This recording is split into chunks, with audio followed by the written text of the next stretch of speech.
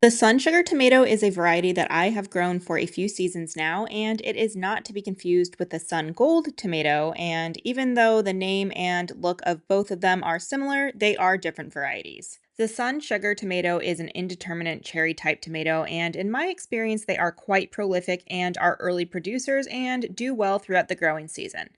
As far as the taste goes, I'd say they have a classic tomato taste, and I do feel like it's a sweet variety, and I do like the flavor a lot, and they're great in salads or for snacking.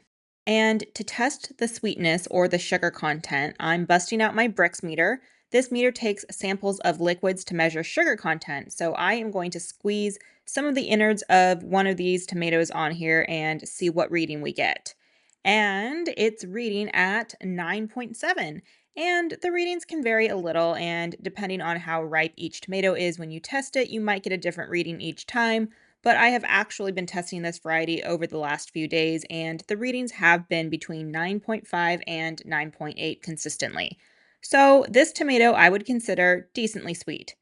While I do like the sun sugar tomato a lot, there is something strange about this variety that I don't recall being an issue in the past when I have grown it, and that is the smell of the plant. Tomato plants do have a very distinct scent, and some people love it and some people hate it.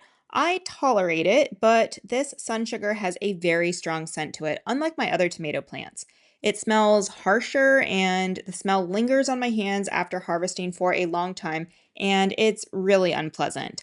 I usually don't mind the scent of tomato plants, but this scent that this sun sugar plant gives off is quite nauseating. And like I said, it doesn't wash off well. It takes a while for it to go away, even after washing my hands with soap several times. So, even though this variety is a heavy producer, which is great, and the flavor of the tomatoes are good, I don't know if I will be growing it again just because I actually dread harvesting them because of the smell.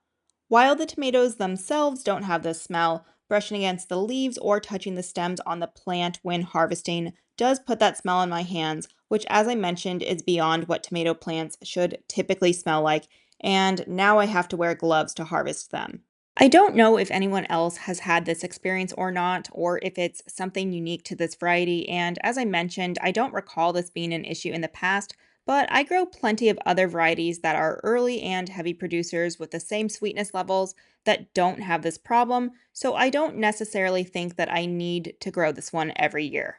However, if the possibility of the plant having such a strong odor isn't a deal breaker for you, I would still recommend it and I'll still enjoy the tomatoes for the rest of the season.